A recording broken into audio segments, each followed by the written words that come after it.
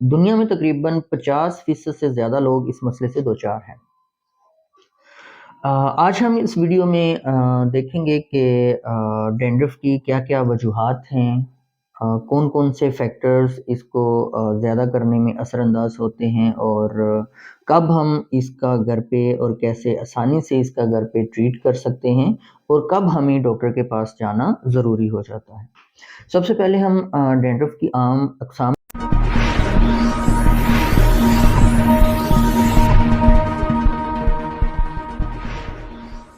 السلام علیکم، here is doctor منیب۔ آج کا ہمارا ٹاپک ہے ڈینڈرف کے متعلق۔ دنیا میں تقریباً 50% سے زیادہ لوگ اس مسئلے سے دوچار ہیں۔ آج ہم اس ویڈیو میں دیکھیں گے کہ ڈینڈرف کی کیا کیا وجوہات ہیں، کون کون سے فیکٹرز اس کو زیادہ کرنے میں اثر انداز ہوتے ہیں، اور کب ہم اس کا گھر پہ اور کیسے آسانی سے اس کا گھر پہ ٹریٹ کر سکتے ہیں، اور کب ہمیں ڈاکٹر کے پاس جانا ضروری ہو جاتا ہے۔ سب سے پہلے ہم ڈینڈرف کی عام اقسام کے متعلق جانتے ہیں کہ number 1، dry skin related dandruff, سر کی جلد کا بہت زیادہ خشک ہو کر چھلکوں کی طرح اترنا۔ اس میں آپ کے سر کی اسکن پہ بہت زیادہ اکڑاؤ محسوس ہوتا ہے۔ سردیوں کا موسم، irregular شیمپو کا استعمال، جیسا کہ ہم سبھی جانتے ہیں کہ اکثر سردیوں میں ہم لوگ ہفتہ 2 ہفتے نہائے بنا ہی گزارا کر لیتے ہیں، تو irregular شیمپو کا استعمال اس ڈینڈرف میں اضافے کا باعث بنتا ہے۔ اس کے علاوہ شیمپو میں سلفیٹ کیمیکل کا استعمال کیا جاتا ہے، جو as a cleansing agent use ہوتا ہے، جاگ بنانے میں جاگ بناتا ہے، تو اس کا استعمال بھی ہماری اسکن کو خشک کرتا ہے، ڈینڈرف کا باعث بن سکتا ہے۔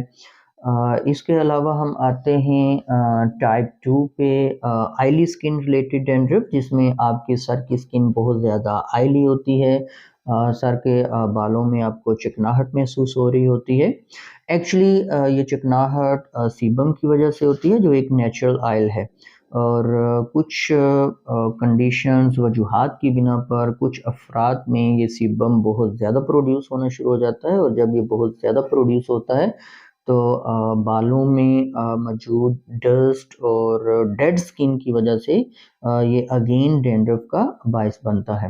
کن کن کنڈیشن میں موئسچرائزر یہ سیبم زیادہ پروڈیوس ہو سکتا ہے، جیسے حمل کے دوران فیمیلز میں، بلوغت کے دوران میل اینڈ فیمیلز دونوں میں، اور اس کے علاوہ سٹریس کنڈیشن میں بھی یہ زیادہ بنتا ہے۔ جب ایک نارمل کوانٹٹی میں، نارمل مقدار میں بن رہا ہوتا ہے تو یہ ہمارے بالوں کو، ہماری سکن کو موئسچرائز کرنے میں ہیلپ کرتا ہے، خشک ہونے سے بچاتا ہے، لیکن ایکسٹرا اس کا بننا وہ بھی نقصان کا باعث بنتا ہے۔ اس میں موسٹلی جو ڈینڈرف ہمیں دیکھنے کو ملتی ہے، ہمارے سر کی سکن میں یلو کلر کے پیچز نظر آتے ہیں، سکیلز بن کے نظر آتے ہیں، اور یہ بہت زیادہ ایچنگ، بہت زیادہ خارش، اور بعد میں خارش کرنے سے زخم بننے کا بھی باعث بن سکتے ہیں۔ جب ہم بات کرتے ہیں آئلی سکن کی، تو جب سکن بہت زیادہ آئلی ہوتی ہے تو ایک فنگس میلاسیزیا گلوبوسا یہ بہت تیزی سے سر کی سکن میں پھیلتا ہے، چونکہ بہت زیادہ آئلی سکن ہونے کی وجہ سے پی ایچ لیول بھی سکن کا برقرار نہیں رہتا، تو یہ ایک بڑا پلیزنٹ انوائرمنٹ بن جاتا ہے اس فنگل انفیکشن کا۔ تو یہ fungus actually Aulakh acid produce کرتا ہے۔ اولک ایسڈ کا کام یہ ہے کہ یہ سکن ٹرن اوور بہت زیادہ بڑھا دیتا ہے۔ سکن ٹرن اوور بڑھنے سے آپ کی سکن پہ ڈیڈ سیلز بہت زیادہ بنتے ہیں، اور اگین وہی ڈیڈ سیلز، موئسچرائزر اور پلس ڈسٹ مل کے اگین ڈینڈرف کا باعث بنتی ہے۔ اس میں بھی ہماری سکن میں بہت زیادہ ایچنگ ہونے کے چانسز ہوتے ہیں۔ اس کے علاوہ ایچنگ کے سلسلے میں جب زخم بن جاتے ہیں تو سیکنڈری بیکٹیریل انفیکشن ہونے کے بھی چانسز ہوتے ہیں، اور میں پھر وہی بات کہوں گا کہ جب بھی آپ کو بیکٹیریل انفیکشن کے چانسز ہوتے ہیں، آپ کو ڈاکٹر کو وزٹ کرنا بہت ضروری ہو جاتا ہے۔ اس کے علاوہ ہم دیکھتے ہیں کہ بہت سارے لوگ اپنے ہیئرز کی کیئر کے لیے بہت ساری چیزیں یوز کرتے ہیں، جیسے بیجا جیلز کا استعمال، سیرمز کا استعمال، ڈیفرنٹ آئلز کا استعمال، جو کہ بعد میں ہم پراپر ہیئرز کو واش نہیں کر پاتے، اور انہی پروڈکٹس کے بلڈ اپ کی وجہ سے اگین وہی ڈسٹ اور ڈیڈ سکن کے ساتھ مل کے ڈینڈرف بنا رہے ہوتے ہیں۔ اور جو مختلف پروڈکٹس کے استعمال سے اور ان پروڈکٹس کے بلڈ اپ سے آپ کو ڈینڈرف پروڈیوس ہوتی ہے، اس میں آپ کے ہیئر فال کے چانسز بہت زیادہ بڑھ جاتے ہیں۔ تو ابھی ہم یہی ڈسکس کریں گے کہ ہم ان تمام اقسام کو جو ابھی آپ سے ڈسکس کی ہیں کہ ان کا ہم گھر پہ کیسے علاج کر سکتے ہیں. ایسے ہی سوریاسس کی وجہ سے ڈینڈرف ہو سکتی ہے, سیبورک ڈرماٹائٹس کی وجہ سے ڈینڈرف ہو سکتی ہے, لیکن یہ وہ کنڈیشن ہے جن میں آپ کو ڈاکٹر کو وزٹ کرنا بہت ضروری ہو جاتا ہے. تو جیسا کہ ہم سبھی جانتے ہیں پہلے گھروں میں عام طور پر استعمال کیا جاتا تھا, بلکہ ان دنوں بھی استعمال ہوتا ہے, دہی کا استعمال ہوتا ہے, اس کے علاوہ انڈے کا استعمال ہوتا ہے ڈینڈرف کو ختم کرنے کے لیے, ہیئرز کو بڑھانے کے لیے. No doubt they both are provide the good moisturiser, ایک اسکن بیریئر پروڈیوس کرتے ہیں, بہت زیادہ ہیلپ فل ہیں, لیکن اس کے ساتھ ساتھ ایک بڑی ان پلیزنٹ سی اسمیل پرووائڈ کرتے ہیں. موسٹ آف اس ہم میں سے زیادہ تر لوگ اس کو صرف اسی لیے یوز نہیں کرنا چاہتے کہ یہ ایک بڑا اسمیل پروڈیوس کرتے ہیں اور ان پلیزنٹ سا انوائرمنٹ کریٹ کرتے ہیں. تو اس کے لیے ہم بڑے ہی آسان طریقے کی طرف آتے ہیں کہ آپ نے کیا کرنا ہوتا ہے, ایک ٹری آئل کی بوٹل لے لیں, کہیں سے بھی میڈیکل سٹور سے آپ کو اویل ہو سکتی ہے, کسی بھی بڑے ڈپارٹمنٹل سٹور سے آپ کو اویل ہو سکتی ہے. آپ جو بھی ڈیلی روٹین میں آئل یوز کرتے ہیں اسی آئل میں رات کو سونے سے پہلے آپ 2 سے 3 ڈراپس 2 سے 3 قطرے آپ ٹی آئل کے ایڈ کر لیں. ایڈ کرنے کے بعد اس کو سر کی اسکیلپ پہ ہلکا سا مساج کر لیں اور اوور دا نائٹ اس کو لگا رہنے دیں. اور مارننگ پہ آپ کسی بھی شیمپو سے, ریگولر شیمپو جو بھی آپ کی ہیئرز کو, آپ کی اسکن کو سوٹ کرتا ہے, جو بھی آپ ریگولر شیمپو یوز کر رہے ہیں اس شیمپو سے آپ ہیئرز کو واش کر سکتے ہیں. اس میں ہم ایک اور چیز کا ایڈیشن کر سکتے ہیں کہ ڈینڈرف کو ختم کرنے کے لیے سیلیسلک ایسڈ کا بڑا رول ہے, اور سیلیسلک ایسڈ ہمیں بالکل سستی فارم میں مل سکتا ہے آپ کی ڈسپرین ٹیبلٹ میں. ڈسپرین ٹیبلٹ اگر آپ لے لیتے ہیں, 2 ڈسپرین ٹیبلٹ لیں, اس کو میش کر کے آپ جو بھی شیمپو یوز کر رہے ہیں اس شیمپو میں مکس کر کے آپ بالوں پہ لگا لیں.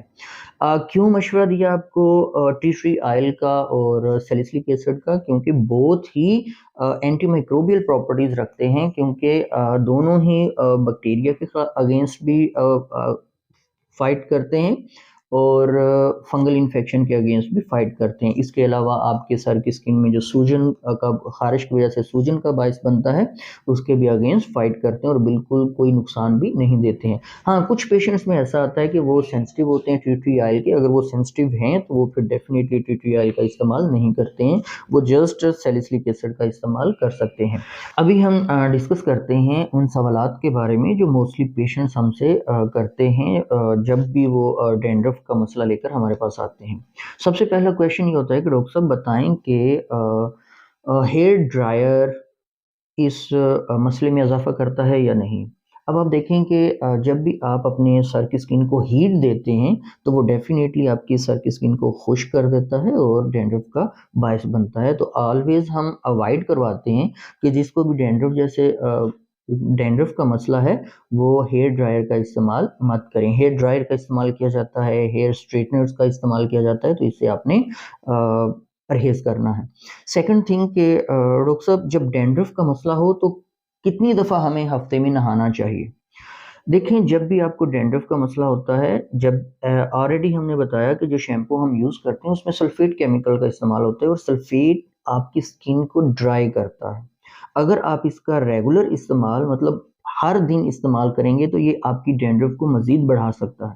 تو اس میں بہتر یہ ہوتا ہے کہ آپ میڈیکیٹڈ شیمپو یوز کرتے ہیں یا کوئی regular shampoo consumers shampoo use کرتے ہیں, تو اس کو ایک دن آپ اپنے ہیئرز کو واش کریں, ایک دن سکپ کریں, یا میکسیمم 2 times a week آپ اس کو یوز کر سکتے ہیں. اگر آپ ڈیلی اپنے ہیئرز واش کرنا چاہتے ہیں تو سمپل ٹیپ واٹر سے آپ ہیئرز واش کریں, ہر دوسرے دن اپنے شیمپو یوز کر سکتے ہیں. اور تیسرا کویشچن جو موسٹلی ہم سے پوچھا جاتا ہے کہ ڈاکٹر صاحب نہانے کے لیے ہم گرم پانی سے نہا سکتے ہیں؟